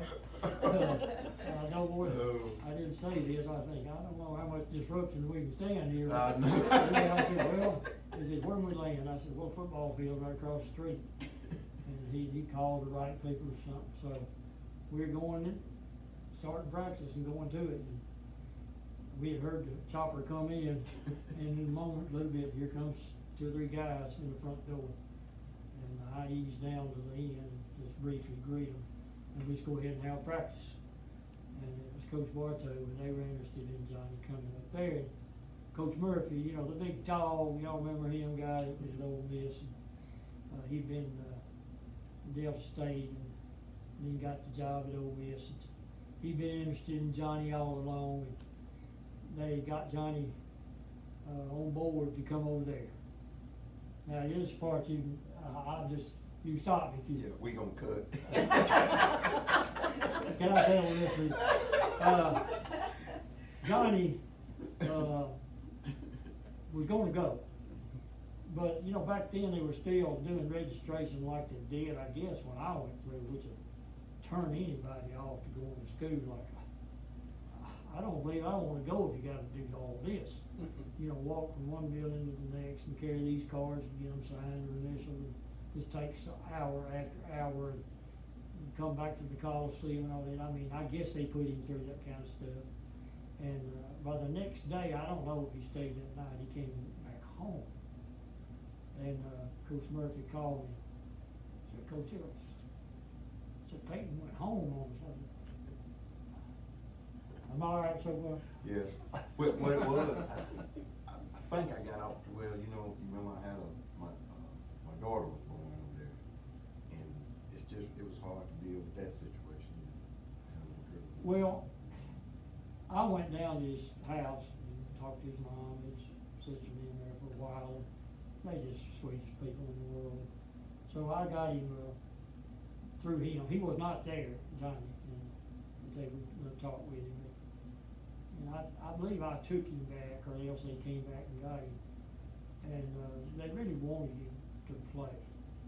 And I'm not telling this to tell you anything other than he probably made a wise career life decision when he decided, I don't want to play anymore.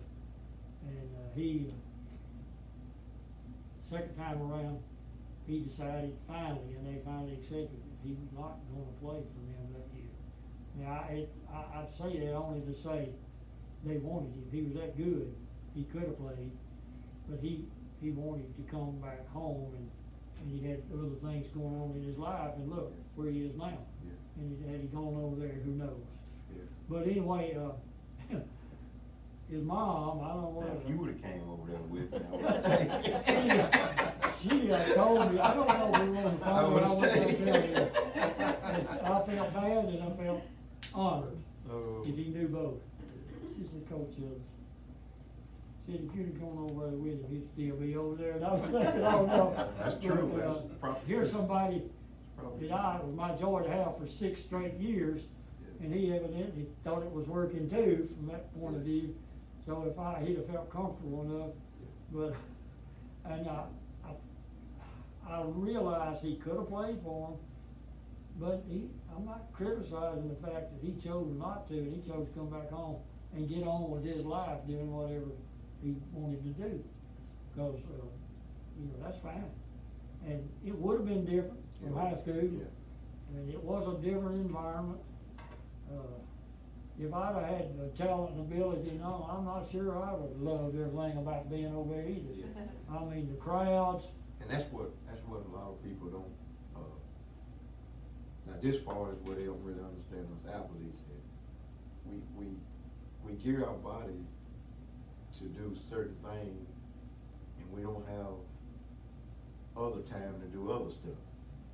And- Exactly, you and- had less. So Yeah, and a lot of times, you just think, I was young, you got a daughter going, peer pressure, it's just, but I chose responsibility. My kids is grown. Matter of fact, my daughter lives in Atlanta right now. Well, I never second guessed you or criticized you at all, and, felt kinda bad in a way that, Johnny had Hated to see that era end. gotten so comfortable playing for me. Maybe I would've been a little meaner to him or something. But he just, for some reason, maybe the other guys on the team that he met or something, I mean, who knows? Whether, everybody not everybody wants to keep playing, by the way. Coach Barnes, Rob Barnes was over there. Gerald Glass, I played with Gerald, which I played in the Hostile team. They was great guys. Like I said, it didn't have nothing to do with them. It's just, I don't know, from an athlete, once again, from an athlete's point of view, it's just something different, And I watch these young guys now making $4 and $5 $15, $20 million, they do crazy stuff, you know. I wasn't part of that kind of world, you know, but. We had some good guys, like I said earlier. They weren't, the teachers weren't always No, we running to wouldn't, me no. complaining about their conduct, Mhm. which, I just had to, somewhere along the line, had to take the position that if I'm gonna have to worry with the way my guys are, then I don't want them to be my guys. Yeah. I mean, that might have been a little hard, No, but, you taught us. but it's, you know, I don't want them to be my guys if they're gonna do things that your mom and dad and them wouldn't want them to do in their family, and I wouldn't want them to do, and yet I gotta say, oh, well, I'll pit him up and come back out, and, you know, they just weren't that way. They were not bad people, they were good people, and, they liked basketball. I mean, they had a genuine love for the game of basketball, and they made it so much fun for me. And everybody did the back, Yeah, I mean, they, fans, cheerleaders, Yes. people that paid to get in, and parents. You think about how special they were to their parents, their families. And I told them just outside there, 10, 12 years ago or more, maybe more. My wife and I were coming along, 78, which is now I-22, coming from Memphis, I guess, headed toward New Albany. Out there somewhere in that Myrtle area, and the car passed us up, and just waving and waving, and I'm thinking, I don't know. And they went on up ahead and started signaling, they pulled off on the side. And I'm thinking, well, these people probably know me, I'm gonna pull off. And I pulled off, and his family, his mom, his sister, Yeah. that way hugged each other's neck, and they recognized us, and they just wanted to, Yes. they wanted to talk a little while. And I felt so honored, I mean, literally honored, that they liked me and cared for me, Yes. and said that they appreciated that I had tried to work hard with their youngsters. And believe me, I made a ton of errors coaching about. I didn't have all the answers. I had a lot of answers that were wrong. But I mean, Yeah, a lot of they them helped was me right. get them right. And they helped me learn, Yeah. year by year, game by game. That season, and then the other seasons, helped me to be a better coach. If that's almost bragging to say I'm a better coach. Better than I would have been otherwise, not better than other coaches, but better than I would have been otherwise. You taught us, once again, you taught us the right way. Because that's something me and Dina talks about all the time. When I came up with Dina ever since, what, third grade? Oh, to be a fourth? Yeah. Third grade. And we don't look at racism or nothing like that. We never have. In '85, even today, right today, our class, we'll call one another, we see one another, one in trouble, you better not be doing such and such. We get on to them, you know, and it's just, that's what I'm saying, it's so special to be like that. And when you look at how the world is dealing today, you know, Yeah. it's crazy, man, it's crazy. Special closeness. Yes. Yeah. Well, I second that, and, It's just I mean, crazy. let's all do the right thing Right and do thing. the best we can for each Yes. other. Yes. And we won't pay attention to skin color or, you know, Chris Ballard might have been the only white kid that did meaningful playing time on that team. Yeah, but then nobody, I then don't even nobody. know if you realize No, it if you. they don't. That's why I didn't Cause we were realize so it. bonded, they don't even realize it. They don't even And realize Chris would be close to y'all today. Yes. I've Yes. kept up with his baseball coaching career Yes. because I knew his daddy, his Yes. relatives and all. Mhm. And then that's what was special though, Coach. And gosh, you brought that, man, that's special. When you bond like that, I guess that's why our brain go back to '85, you know, it just, it go back, it's special, it's special. And I think that's where, you know, the world is gonna be. But Well, I gotta, Been a bond ever since. I gotta say, game by game as a season wore on, I thought, to myself, it's nice, we haven't lost one yet. We probably will, we might, let's just hope it's not a put out game.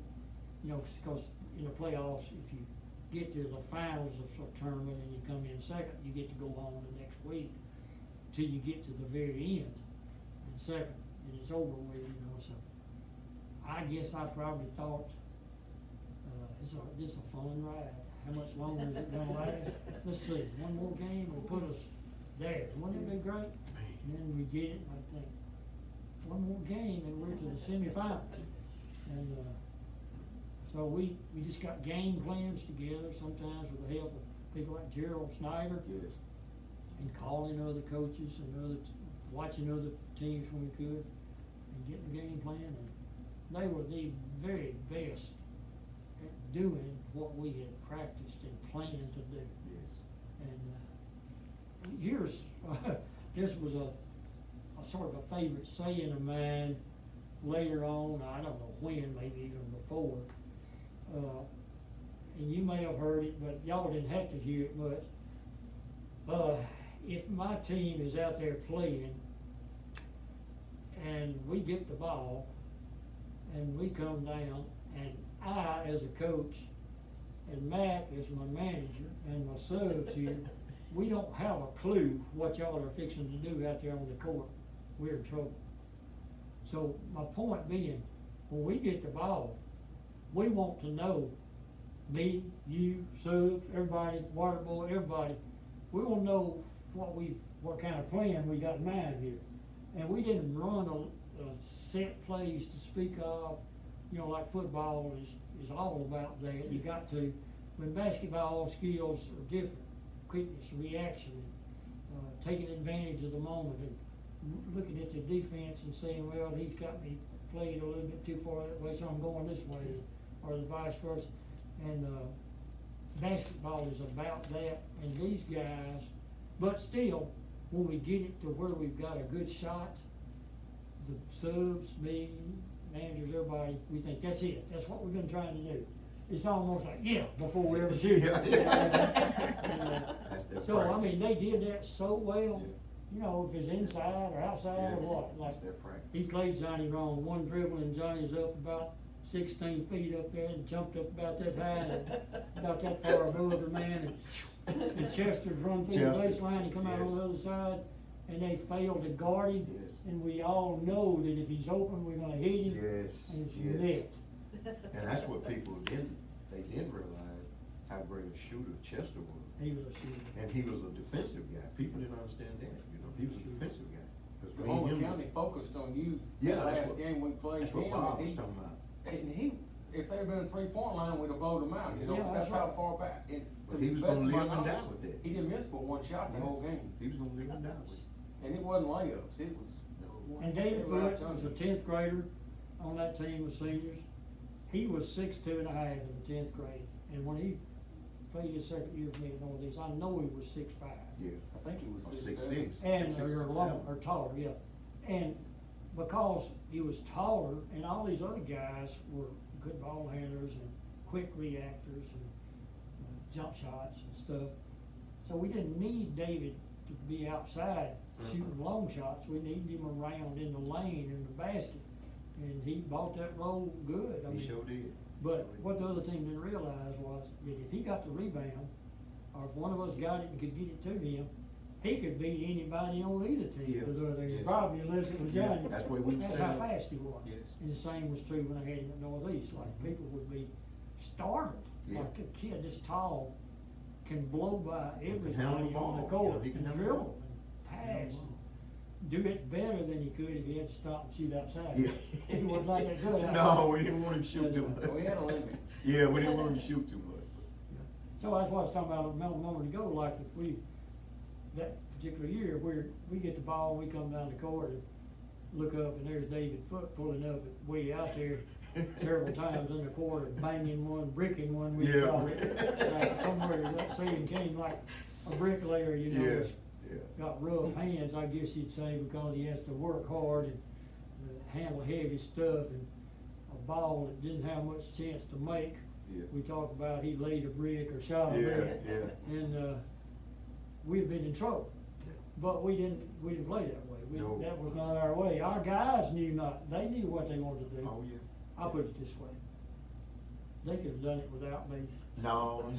I mean, once we, and one reason after we practiced, this would happen in high school, but we didn't get much chance to do it in high school, but in junior college, when our season would be over, I had some of the same guys, in the spring, the guys, since that was all they did, play basketball, they'd come to the gym every day, and we'd start bringing in possible recruits.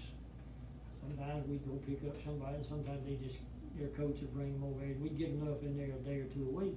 We'd have scrimmage games, pickup games, and get a chance to look at these possibilities for next year. And some of my guys has left, played their second year already, would always be out there. Johnny and Sear and all, they wanted to play. Yeah. And so we'd put 2 or 3 of them in there, and maybe just 2 or 3 pickup guys with them. As long as you had 2 or 3 real guys out there, no matter who we put against them, they would give them the worst going over you. And the reason being, and I'm sitting up here in the stands, I'm not down on the court, I'm in the stands somewhere looking at it. And it quickly was obvious, what they're doing is what they did when we played during the year. Yeah. Like, they know what they want to do. Get out of their way and let them do it. Like 2 or 3 of the guys that played together for 2 years, throw them out there with anybody else to make 4 and 5 and turn them loose, and they're gonna do what works. And it worked cause they made it work in practice, and then they made it work in games. And so that, we kinda came to that in high school too. That by the time they were seniors, I'd had several of them several years, and they were easy to coach, easy to be around, and easy to coach. And, so it was fun. It was fun. And I tell you, Coach, I'm waiting. I'm getting old, man. But I'm waiting to shake the team hand and go undefeated. They can't beat us, they can just tie us, so they gotta shake our hand. We ain't gonna never get out of the picture, Coach. I'm ready to shake their hand, but you are me, So I'm ready for I'm for them too, anybody. Yes, I'm ready to shake their hand, And it's funny, in a way, how sports reaches a level of importance, I guess you'd say, in people's lives and happiness that's beyond what it should probably be. But I don't see anything wrong with it. I just think it's fun, and letting people wanna have fun. And there are countries in this world that don't have things to do that are fun. Yeah. Don't let your people do things that are fun and enjoy. So sports is extreme in America, but bring it back to the high school level where they're not playing for money, and they're just playing for the pure love of the game. That's the most favorite and best way to play basketball. And, I've coached up there and loved it, had a good career, but really, I like to watch today. I like to watch good high school teams, or teams that play hard. You don't have to be great if you just play hard and work hard. I love good high school games. And we go to some junior college games, we go see Blue Mountain College sometimes, we would go to other colleges if COVID hadn't interrupted. I watch a few college games on TV if they're people I know. I don't watch schools that I don't know. I watch no NBA games. I have not watched a whole NBA game in many years because it's different. It's their thing, it's not my thing. But I just love high school ball. I love the way kids play for the love of the game. And they just, it's so much fun. And, I told him out there, here I am, just turned 83 in May, and I'll have a dream nearly every night about, not just ball, but about school. Being lost in the hallway and forgetting, like I look at my watch and I realize I just missed a class I was supposed to teach. What's the principal going to say to me? Just bread in. Or about being in the gym, and we weren't practicing. We were in there, and some little boys were in there, and nobody left the balls out, and they got a sock, big old sock somewhere.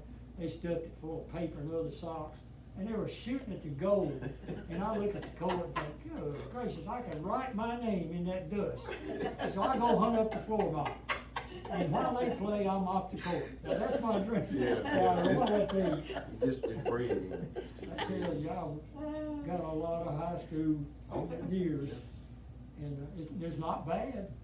Sometimes I dream about, I used to have a few dreams about being in high school and still playing. And I finally outgrew that. Let me ask you a question, Coach. You think if we would've had a 3-point line back then, it would've helped us or hurt us? It helped y'all. I mean, y'all. Cause I think so too, cause they couldn't double me. Yeah, Seeing, that's cause right. they doubled you, leaving Chester wide. Yeah, it would've helped. I thought it would have too. And they had Chris that. up top, 'cause we got a lot of hits Yeah. behind us. When I went to Northeast, we had it. I don't remember we had it that y'all's freshman year, just the second year. I think it was the second. But Tim McDonald made 90-something Yes. he- 3-pointers Mm. his sophomore year. Pure And he shooting. played very little his freshman year. He Pure sprained his ankle, and we had good players ahead of him, and it was a step up that was sort of threw him off guard. Pure shooting. And with the second year, so, just tell you how, this has nothing to do with that undefeated season, but tell you how this, and then I'll quit hogging the conversation here, but, I had this bright idea at Northeast, when they're sophomores, that Tim's gonna be the point guard, and Johnny's gonna be the second guard around on the side here, and this'll just work. But we played a few games, and this is not, something's not right here. So, in practice, we started this. We moved Johnny back to point guard, you know, the primary ball handler. Because he could do it. I mean, he was so quick. And he didn't have to shoot as many threes because he'd get around the defense and shoot at the free throw line or somewhere that distance. And Tim didn't have foot quickness to get around anybody at the point guard position. You know, he's out there and he couldn't react when they got a real quick guy guarding. So we changed them right quick. And, not right quick, but eventually. Yeah. And, We changed. next thing you know, it's to clicking. Johnny can get around any one guy guarding, but if they double on him and come off of Tim, there's Tim wide open, Johnny hits him, and Tim was slow, not slow, but didn't have quick feet, but he had great hands, and he would catch it Just a pure shooting. and Pure shooting. break it like that, all in one Pure motion. shooting. Pure shooting. And didn't jump very high, but, and then go up with it, and his form was so perfect. Pure shooting. Somebody made some pictures like they did in high school, and up there, people on the paper and the yearbook and all that, they always make a lot of pictures up there. And they caught some pictures of Tim being as about high as he normally jumped. Yeah. And full arm extension like this, and this other hand, he was right handed, his other hand was just here where he had helped get the ball up to this hand. And his wrist, we always talk about breaking the wrist over, and his hand is like this, and the ball was only about that far in front of his hand. And he's like, I use that picture in camp, in summer camp later on. Pure shooting. I put up a billboard of Pure shooting. good things to do when you're looking for teaching these young kids. I mean, how good was his shot? It was a perfect one. Yes, Johnny. yes. And Johnny's was perfect in it. If they run out there and guard, and they always tried to guard Johnny, believe me. They'd run out there and try to guard him, and next thing you know, he'd be one step past them, and he'd jump. Only he'd jump higher than Tim, and he'd be way up there, and he turned it loose. It might not be a three-pointer, but it would be the shot that they made him take. They wasn't gonna give him a standstill shot. They were gonna make him move, and he could outmove them, he could outquick them. And so, he did that in high school. I don't know how many times, Mac, you remember, I'm more than me about, he'd take one dribble and get by somebody and up in the air and boom, before the Off other the guy could air. react. And, That's what we was talking on earlier about, you put that basketball IQ in me, and it made my job easier, cause what we talking about with Tim, I know I could get my shot, but why work hard when you got a guy that can just do it for you, you know, and that was a thrill to me, being unselfish, you know, that's what people don't understand about me. They would read papers and say Johnny did, but I probably the most unselfish athlete that came through tons here, of you know. assists, that's an assist. You know. When you set somebody up Yes. to get them the ball, Mhm. and they don't have to do a bunch of dribbling or a bunch of that Yes. stuff, so they just catch it and shoot. You have helped them score. Yeah. You have assisted them. And we used to say as coaches, people that get assists, by the way, we got 1 point on our grading system for an assist, Yeah.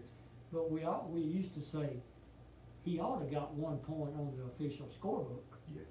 Tim oughta had one, and you oughta had one, Yeah. because that's how they teamed up to play. High school, we did the same thing. Yes, same thing. And, And that's what you taught us, and that was, you know, you don't wanna work, cause when you guard the best guy on the other side, you ain't got much energy, you know. You learn, you learn how to play, you know, so, and that's what you taught us. You know, and ending it, you know, once again, I always say that when something special is in your life, you'll divert back to it. And I apologize, or not apologize, but normally Dina would say, when 85 get together, the room can't hold us, you know what I mean? But, you know, we enjoyed this, and every time I get to talk to my coach, I enjoy it. And I told Mac earlier, you know, and I told Coach Childers, you know, life ain't promised to nobody. And in this world, you know, I say my dad, you know, people gonna lose you, but when you see somebody, speak to them, you know, say hey, or call them or something, because you may not get a chance tomorrow to do it, you know. And I told my mom that I was gonna do this interview. She said, oh, you'll get to meet Coach Childers, you know, Coach. And I said, as a matter of fact, Bob said if he could, he was gonna come, and that's what I love about this so much. Any opportunity I get to get around him or Dina or Mac, it's just, man, it makes me feel special. it was special. I love these guys. I mean, when somebody will help you do something that you got a dream of doing, and it makes you so happy to do it, which is what had happened for me. I just love these guys. And, I mean, I got to know his family, and I just think his mom is one of the most special people in the world. And I was told right there, Mac calls me every Christmas day. Here we are, this many years later. He said he missed a year, and I guess he did. Called him in July. But I mean, But he I just remember. calls me, like, how special is that? And I got to know his family, love all of them. And, you know, I know it. Good feeling comes from what people remember that we were 36 and 0. But if we'd have been 34 and 2, we still had a lot of fun. Yeah, we bonded, you know, we were so bonded, and that's special. Two things that I remember, a ton I remember, but two things that I like to tell, and one of them is about a classmate of ours, talking about dunks a while ago. David Rainey, great person, good friend. I mean, we all know him. We had a test, we had a game one night, but we had a test the next day. So he made the right decision to stay home and study. But he's listening to it on the radio, and I can remember him telling me this like it was yesterday. Johnny breaks loose and he dunks one. Oh, he said, I gotta go to that game. I gotta go. I knew I should have went. They play on for a little bit, and Chester steals one and he dunks it. He said, I ran all the way to the gym. He said, I slammed my book. And the other thing is, the only time out of all my years of knowing Coach Childers, of showing emotion at a game, was the last buzzer. I saw two arms go like this. And somebody's got a picture of that. I've seen it. Yeah, I've seen it too. That's the Where only he's time kinda I've ever jumping, seen you yeah. I need show to see emotion. that. Yeah. It was a really, really fun thing. I mean, a number of years were, but that one, of course, is the one everybody remembers. Yeah. I don't remember all the details about it, but I remember how they were, how much fun they were to coach, how much fun we had putting all that together and making it succeed. I mean, we just, like, we're on a ride here. Man. We didn't know it at the time. We just hopeful, like all young athletes are, Yes. just hopeful every time you go out there. But it was so much fun. And, I won't ever forget it. It put me in a category in people's minds that I didn't deserve and wouldn't ever have gotten to. I mean, like, it got me in the Hall of Fame. It got me on the Northeast, although I had that opportunity before this. But when we had that, I thought maybe I can do this Northeast thing, I'm still scared to death. But people holler at me and talk to me about it, just like they do him. Yeah. You know, I love people will holler at me and speak to me and smile at me, hey, Coach Childers, and sometimes my wife said, who was that? Yeah, I know It's the feeling. familiar, but I'm not real sure. I know the feeling. Hey, look, I'm not even the most famous one on that team. I know the feeling. So it's fun, I appreciate y'all doing this. I don't know if this went the direction you thought it would, but we're reminiscing. We're talking about the fun we had. Yes. We called it the glory days, that's what we call it now, those are the glory days. Yes. Well, we really appreciate y'all doing this. Thank you so much. We enjoy it. Thank y'all. Had fun. It was awesome. Yeah. I feel like we should clap. I know, that's great. I don't know what you can do with it, but not that much, 2 hours or anything. I'm going in the bed. Whiskey dragging. Waiting on Jill to text me tomorrow. Well, thank y'all. Thank y'all. We appreciate it. We wanna.